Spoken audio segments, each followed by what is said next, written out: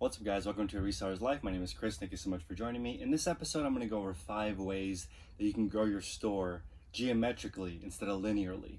Because most often, the emails that I get in from people are saying, Chris, I want to grow my reselling business. What I need to do is just list more items. But when I look at their actual schedule, how much time they have, it doesn't really work that way. There's not more time to list. You could be extremely efficient with your time and make sure that every single spare minute that you have goes towards reselling. But in my opinion, and from my personal experience, it doesn't really work that way. You've got to think of ways to actually multiply your business. So step number 1, you have to start thinking about how I can multiply my business instead of just adding things to it. So let me give you guys an example. Let's say that you hire a virtual assistant to help you with sourcing. Maybe they can scan all the deals on Facebook Marketplace, Craigslist for you. And in the morning when you go to work, they've already built a spreadsheet that has all the available deals available, and all you're doing is just calling to see if they're available. Maybe your VA even sends that first response feeler out. Hey, is the item still available? I'm available at my shop today. If you want to bring it by, I can pay you cash. Maybe let the VA know if it's a minimum $25 profit, just make an appointment and send them over. With me being in a commercial space now, the actual unit that I work at has a great meeting place. It's near a bank. There's heavy cameras everywhere. So I've had great success having people actually meet me here. I can punch them in through the gate. They come in, we meet, we sit down. I'm actually going to show over the meeting area, which is in the front part of this unit, where I'm going to meet with people and then go over their goods. That way I don't have to physically go sourcing. Of course, I do like sourcing, but I want that to be purely for the treasure hunt and just for fun. There's a lady that I like to follow. Her name is, I don't know her actual name, but her channel is Crazy Lamp Lady. And she's very clear that she's not really a reseller. She's more of a treasure hunter. And I feel like if you want to resell for fun, keep that part fun. For your actual business part, think about multiplying and setting up an area, a more commercial setup, so the supply continuously comes even if you're not there. I also have scouts that thrift for me, bring me the goods if they match a specific criteria. And I'm always thinking about how to make charts and how to make systems to help people do that so that I don't have to do all the work myself. So got to think about how to outsource some of these tasks to other people so that you can actually take some time for yourself. I don't think your goal should be to optimize every single second of every single day. That's kind of a miserable way to live, in my opinion. Okay, number 2. You want to start thinking about your 90-day goal. What happens if your 90-day goal continues that same cycle every quarter for 10 years? I think this is a really unique way to look at your life. So for me, as an example, over the next 90 days, I want to grow my store 1,000 units in size per month, not unique SKUs. So certain items, I just want to reorder more of the same item. I actually want a smaller store. In a perfect world, doesn't always work that way, but I want a smaller store with more quantity. So right now I'm at about 5,000. In the next 3 months I want to go 6, 7, 8. That's how I look at it, and that's what I focus on. Now, if I were to extend that for the next 10 years, that would make me one of the largest resellers ever. I would be making $5 million a year profit reselling if I could continue this trend of just adding 1,000 units per month. Now, it's extremely unlikely to continue that trajectory, but it's important to think that way. If your 90-day goals don't net you where you want to be in 10 years, you need to change your 90-day goals. So I think a lot of people get way too far ahead of themselves on one side of the coin, where they think about, whatever ideal lifestyle they're looking for, and then they also don't plan their short 90-day goals very well. They're really just reacting to whatever the news says. So I want you to pick 2 things. One is a 90-day goal. What will happen over the next 3 months if you start cultivating new habits and strategies? And then what happens if you multiply that over the course of 10 years? Do you end up where you want to be? Those are 2 things to consider. Number 3, I want you guys to start logging your time. This is really important. And think about how much of your day you're actually working on multiplying style activities. So are you working on sourcing replenishables? Are you working on developing relationships with suppliers?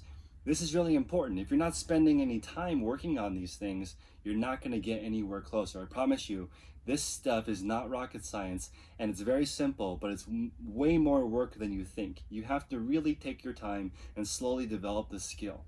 Number 4, you have to work on public speaking. So that's one of the reasons why I have this YouTube channel. Recently, I've been getting a lot of negative responses back. I don't really consider them negative. I would consider them constructive.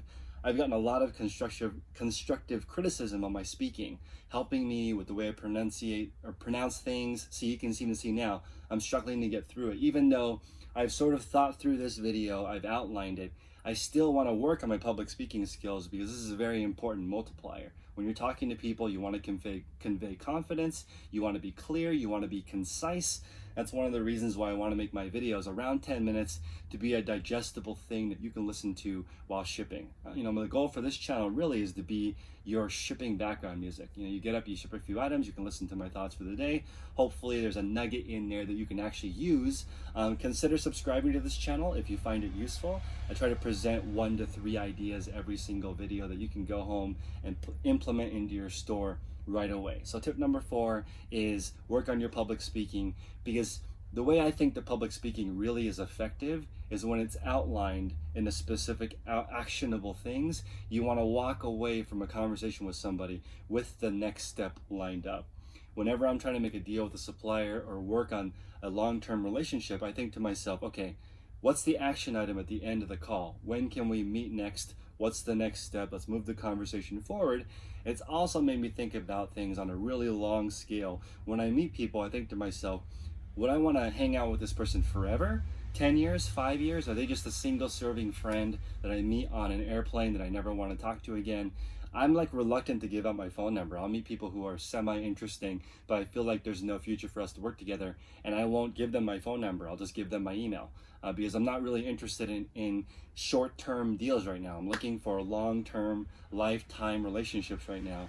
And again, it comes down to really being able to convey what you're looking for and what kind of value you can convey to other people. Number 5.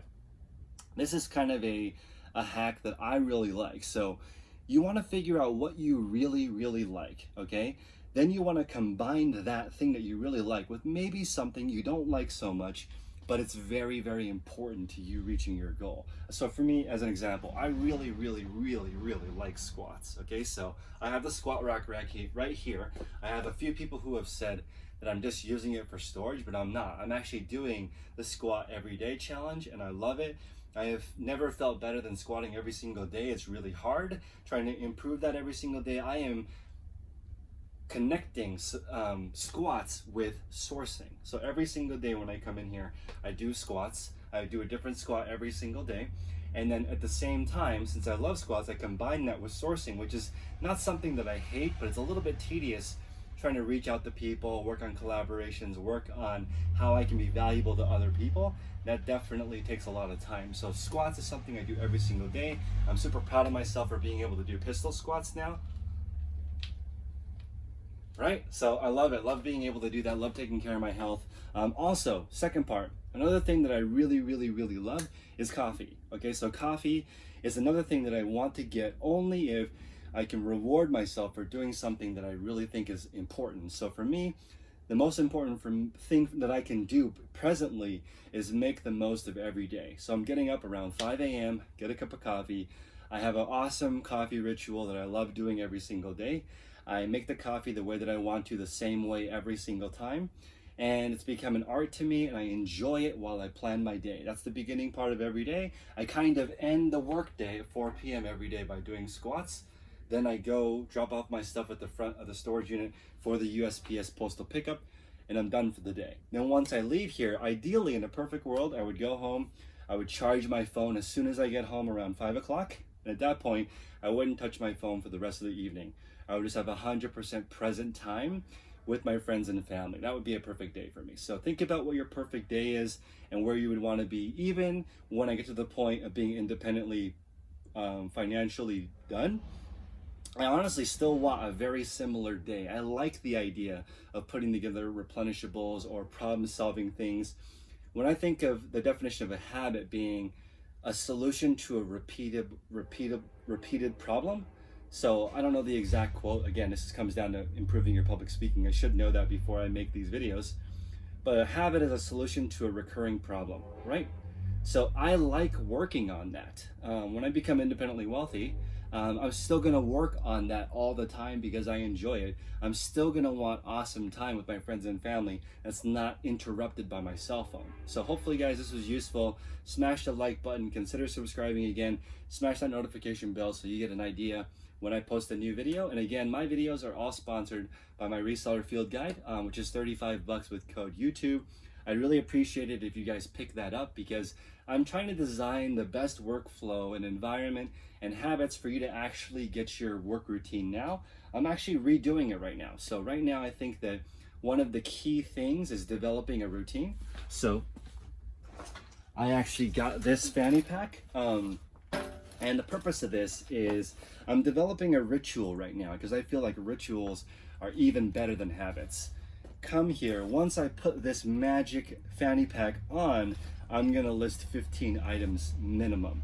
So now I'm trying to think of all the right environment and state of mind that I need to be in order for me to actually knock this out. So I'm super, super psyched about creating a ritual, sort of like a meditative practice where I get in here, get into this state, list 15 items, and then document how I do it. And then ideally, to be completely honest with you, I don't want to ever do it again. Once I figure out the ritual, I'm going to give this beautiful ritual to somebody else to do it for me and give you guys the formula and the checklist so that you can do it yourself perfectly, or you can hand it off to somebody else who would be happy to do it if you make the practice something really enjoyable and lovely. So guys, hope you guys enjoy this type of video. Please smash the like button, buy my guide for 35 bucks with code YouTube. Really helps the channel, and I'll see you guys next time.